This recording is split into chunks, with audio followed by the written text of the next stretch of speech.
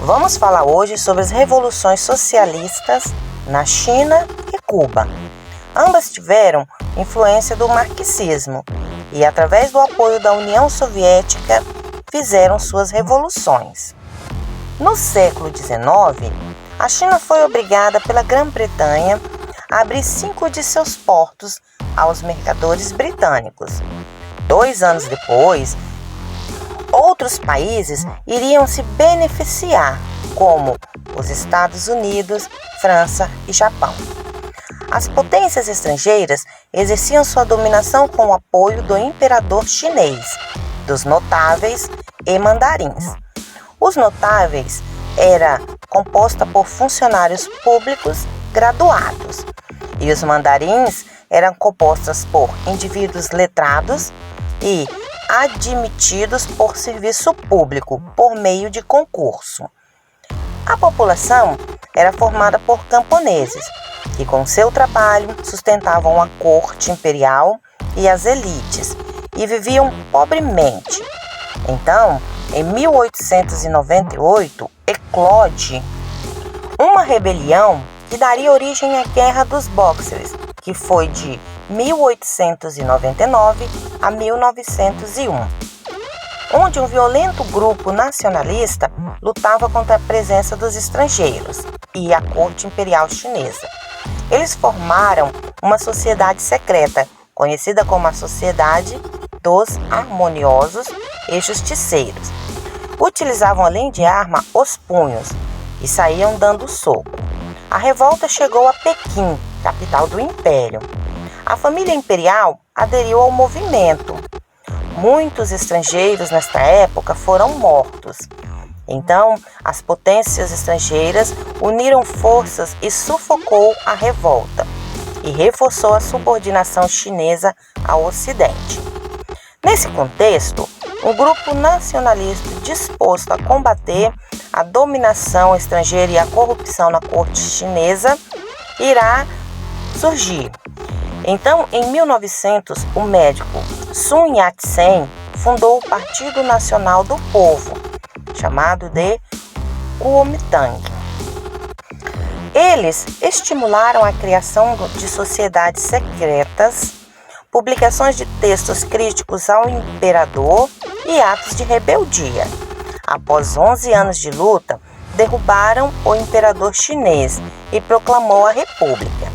Mas esse processo só viria a ser concluído totalmente em 1949. Pois Sun Yat-sen queria que a China se transformasse em um Estado moderno e republicano.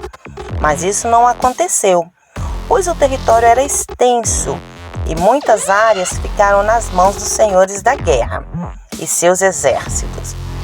Eles ofereciam proteção aos proprietários, mas em troca exigiam comida em grande quantidade.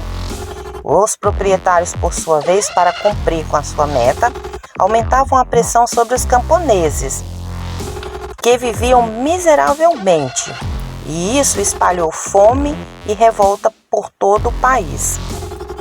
Foi nessa China de insatisfação social que o marxismo entrou, por intermédio de intelectuais como Li Dassahao, que era o professor da Universidade de Pequim e tradutor das obras de Marx e Engels.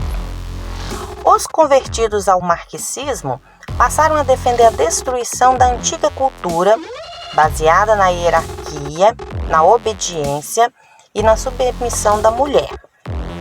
Em 1921, fundaram o Partido Comunista Chinês, o PCCH, que tinha como líder Mao Tse-tung. O nacionalista Sun Yat-sen foi reeleito presidente e, aliando-se a diferentes grupos políticos, inclusive a dos comunistas, conseguiu vencer os senhores da guerra e unificar o país. Mas com a morte dele, em 1925, abriu-se uma luta pelo poder e foi vencida pelo general Chiang Kai-shek, que rompeu com o Partido Comunista Chinês e o colocou na ilegalidade. Com isso, inicia uma longa guerra entre os próprios chineses, que vai de 1927 a 1949. De um lado estava nacionalistas liderados por Chiang Kai-shek e do outro os comunistas liderados por Mao Tse-tung. O episódio marcante dessa época foi a Longa Marcha, que foi uma retirada estratégica das forças lideradas por Mao Tse-tung a fim de escapar do cerco do exército de Chiang Kai-shek. A marcha foi iniciada em Ruijin, no sudeste da China, em 1934, e seguindo em direção ao noroeste, chegou em Yi'an em outubro de 1939, onde foi montada uma base de operação da Longa Marcha. Em 1937, enquanto os chineses guerreavam entre si, o Japão atacou a China, saqueando e humilhando a população. Então juntaram-se os nacionalistas e comunistas chineses para lutar contra a opressão japonesa, deixando assim de guerrearem entre si. Em 1945, os japoneses deixaram a China e recomeça então a disputa entre comunistas e nacionalistas. Então, Mao Tse-tung conquistou grande número de seguidores e, juntamente com a EPL, que significa Exército Popular de Libertação, venceu os nacionalistas em 1949 e então proclamaram em Pequim a República Popular da China. Meses antes, o governo Chiang Kai-shek retirou-se para a ilha de Formosa, onde instalou a China nacionalista, hoje é conhecida como Taiwan. E atualmente a China reivindica esse território. No início do governo de Mao Tse-tung, foram adotados um conjunto de medidas. Por exemplo, A. Estatizou as grandes empresas. B.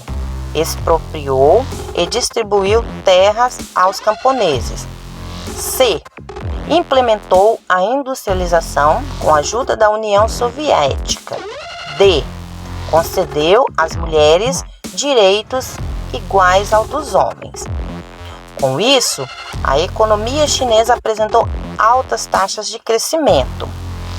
Animado, então em 1958, ele lança o Plano de Desenvolvimento Ambicioso, chamado de Grande Salto para a Frente, que visava em 15 anos transformar a China em um país desenvolvido.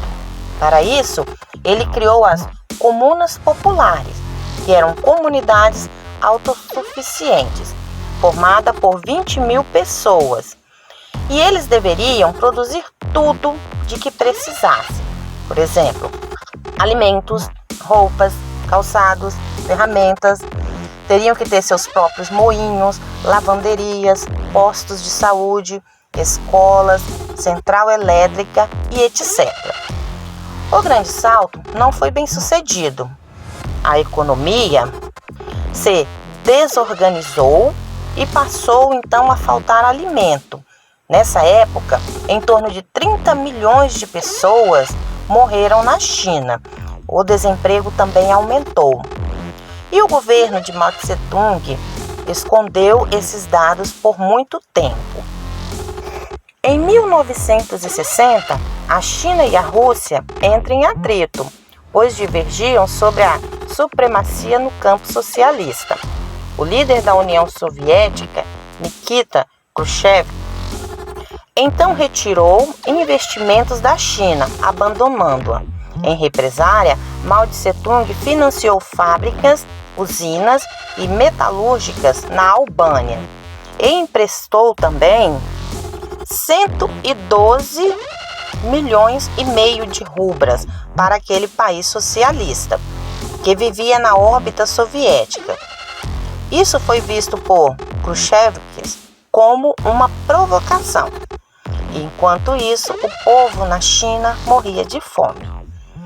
Outro ponto de tensão foi a política da coexistência pacífica, acordada entre a União Soviética e os Estados Unidos. Mal via a coexistência com o capitalismo como um desvio de conduta. Khrushchev, por sua vez, criticava a política do grande salto implementado por Mao. A Revolução Cubana. Ela vai iniciar-se por meada do século XX, quando Cuba foi governada por ditadores corruptos e violentos. Um deles foi Fulgêncio Batista, que governou com o apoio de empresários que exploravam os cassinos e a prostituição.